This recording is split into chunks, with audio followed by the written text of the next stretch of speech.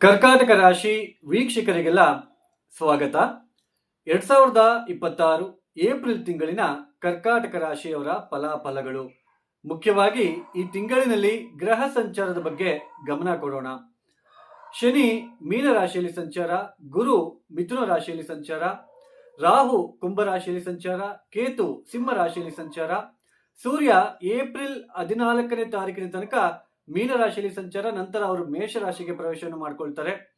ಇನ್ನು ಕುಜ ಏಪ್ರಿಲ್ 2ನೇ ತಾರೀಕು ಕುಂಭ ರಾಶಿಯಿಂದ ಮೀನ ರಾಶಿಗೆ ಪ್ರವೇಶವನ್ನು ಮಾಡಿಕೊಳ್ತಾರೆ.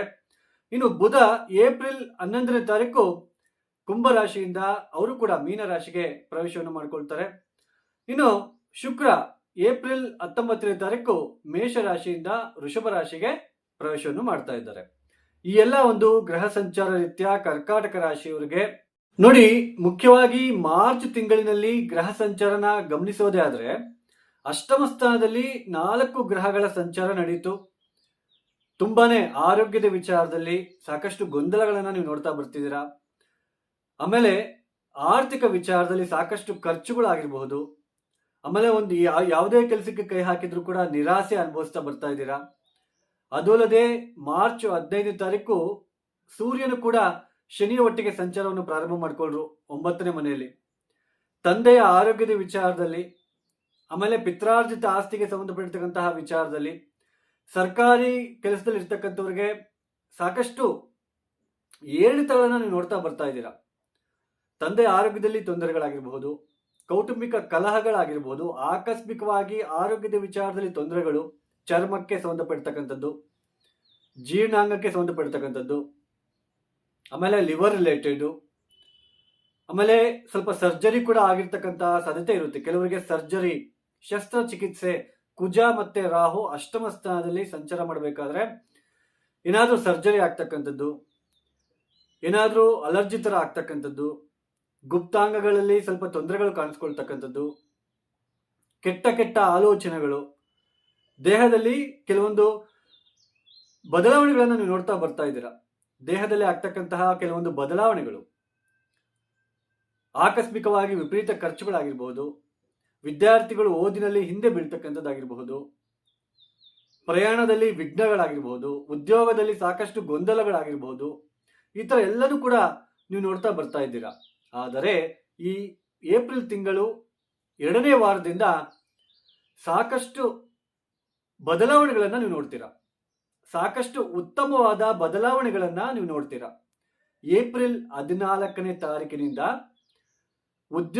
ಹೊಸದಾಗಿ ಉದ್ಯೋಗಕ್ಕೋಸ್ಕರ ಯಾರೆಲ್ಲ ಪ್ರಯತ್ನ ಪಡ್ತಾ ಇದ್ದೀರಾ, ಖಂಡಿತ ಅವರಿಗೆ ಉದ್ಯೋಗ ಸಿಗ್ತಕ್ಕಂತಹ ಲಕ್ಷಣಗಳು ನೀವೇ ನೋಡ್ತೀರಾ. ಖಂಡಿತ ಅವರಿಗೆ ಉದ್ಯೋಗ ಸಿಗ್ತಕ್ಕಂಥದ್ದು. ಆಲ್ರೆಡಿ ಉದ್ಯೋಗದಲ್ಲಿ ಇರ್ತಕ್ಕಂಥವ್ರಿಗೆ ಬದಲಾವಣೆಗೋಸ್ಕರ ಯಾರೆಲ್ಲ ಪ್ರಯತ್ನ ಮಾಡ್ತಿದ್ದೀರಾ, ಉದ್ಯೋಗದಲ್ಲಿ ಬದಲಾವಣೆಗಳು ಕಾಣ್ತಕ್ಕಂಥದ್ದು. ನಿಮ್ಮ ಸೀನಿಯರ್ಸ್ ನಿಮಗೆ ತುಂಬಾ ಸಪೋರ್ಟಿವ್ ಆಗಿರ್ತಾರೆ. ಈ ಸಮಯದಲ್ಲಿ ನಿಮ್ಮ ಮೇಲಧಿಕಾರಿಗಳು ನಿಮಗೆ ತುಂಬಾ ಸಪೋರ್ಟ್ ಕೊಡ್ತಾರೆ. ಒಂದು ಒಳ್ಳೆಯ ಖ್ಯಾತಿ ಸಿಗ್ತಾ ಹೋಗುತ್ತೆ, ಒಳ್ಳೆಯ ಹೆಸರು ಸಿಗ್ತಾ ಹೋಗುತ್ತೆ.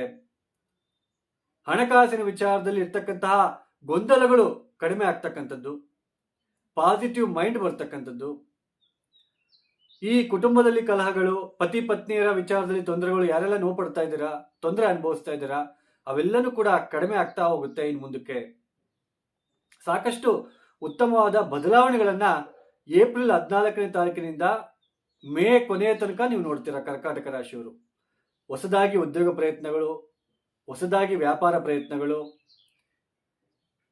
ಯಾರೆಲ್ಲ ನೀವು ನೋಡ್ತಾ ಇದ್ದೀರಾ, ಬದಲಾವಣೆಗಳನ್ನ ಯಾರೆಲ್ಲ ಅಪೇಕ್ಷೆ ಪಡ್ತಿದ್ದೀರಾ, ಅವ್ರಿಗೆಲ್ಲರಿಗೂ ಕೂಡ ಉತ್ತಮವಾಗಿರ್ತಕ್ಕಂತಹ ಸಮಯ. ಹೊಸ ಸ್ನೇಹಿತರಿಂದ ಏನಾದ್ರೂ ಒಂದು ಒಳ್ಳೇದು ಆಗ್ತಕ್ಕಂಥದ್ದು, ಅಥವಾ ಹಳೆಯ ಮಿತ್ರರು ಯಾರಾದ್ರೂ, ನೀವು 10ನೇ ಕ್ಲಾಸಲ್ಲಿ ಓದಿರ್ತೀರಾ, ಮತ್ತೆ ನೀವು ಬೇರೆ ಕಾಲೇಜು, ಅವ್ರು ಬೇರೆ ಕಾಲೇಜು, ಮತ್ತೆ ನೀವು ತುಂಬಾ ದೂರ ಆಗಿರ್ತೀರಾ. ಈ ಸಮಯದಲ್ಲಿ ಮತ್ತೆ ನಿಮ್ಮ ಸ್ನೇಹಿತರ ಜೊತೆ ಕಾಲ ಕಳೀತಕ್ಕಂಥದ್ದು, ಸಡನ್ ಆಗಿ ಮೀಟ್ ಆಗ್ತಕ್ಕಂತಹ ಸಾಧ್ಯತೆ, ಸಾಕಷ್ಟು ಉತ್ತಮವಾದ ಬದಲಾವಣೆಗಳನ್ನ ನೀವು ಏಪ್ರಿಲ್ 14ನೇ ತಾರೀಕಿನ ನಂತರ ನೋಡ್ತೀರಾ. ಆರ್ಥಿಕ ವಿಚಾರದಲ್ಲಂತೂ ಸಾಕಷ್ಟು ಉತ್ತಮವಾದ ಫಲಿತಾಂಶಗಳು ನಿಮ್ಗೆ ಸಿಗ್ತಾ ಹೋಗುತ್ತೆ. ಸಡನ್ ಆಗಿ ಏನಾದ್ರೂ ಅಮೌಂಟ್ ನಿಮಗೆ ಬರ್ತಕ್ಕಂಥದ್ದು, ವಾಹನದ ವಿಚಾರದಲ್ಲಿ ಅನುಕೂಲತೆಗಳು ಉಂಟಾಗ್ತಕ್ಕಂಥದ್ದು, ಸಂಘದಲ್ಲಿ ಗೌರವ ಮರ್ಯಾದೆಗಳು ಹೆಚ್ಚಾಗ್ತಕ್ಕಂಥದ್ದು, ಈ ತರಹದ ಉತ್ತಮವಾಗಿರ್ತಕ್ಕಂತಹ ಫಲಿತಾಂಶಗಳು ಕರ್ಕಾಟಕ ರಾಶಿಯವರಲ್ಲಿ ಕಾದಿವೆ ಅಂತಾನೆ ಹೇಳಬಹುದು. ಬಟ್ ತಂದೆ ಆರೋಗ್ಯದ ವಿಚಾರದಲ್ಲಿ ಸೋದರರ ಜೊತೆ ಕಲಹಗಳು, ಭಿನ್ನಾಭಿಪ್ರಾಯಗಳು ಸ್ವಲ್ಪ ಕಾಣಿಸ್ತಾ ಇರುತ್ತೆ. ಈ ಸಮಯದಲ್ಲಿ ತಂದೆ ಆರೋಗ್ಯದ ವಿಚಾರದಲ್ಲಿ ಗಮನ ಕೊಡಿ. ಸೋದರರ ಜೊತೆ ಜಾಸ್ತಿ ಕಲಹಕ್ಕೆ ಹೋಗೋದು ಬೇಡ, ಇಲ್ಲಾಂದ್ರೆ ಸ್ವಲ್ಪ ತೊಂದರೆಗಳನ್ನ ಅನುಭವಿಸುವ ಸಾಧ್ಯತೆ ಇರುತ್ತೆ.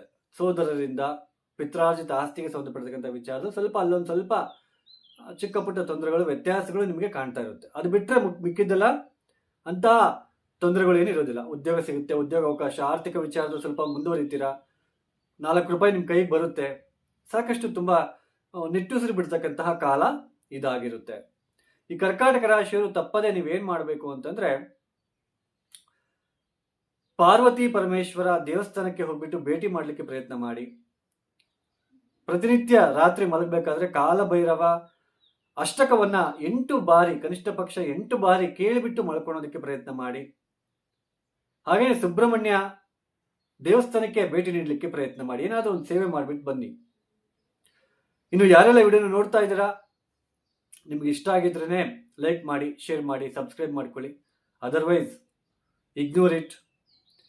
ಸರ್ವೇ ಜನ ಸುಖಿನೋ ಭವಂತು. ಧನ್ಯವಾದಗಳು. ಜೈ ಶ್ರೀರಾಮ್.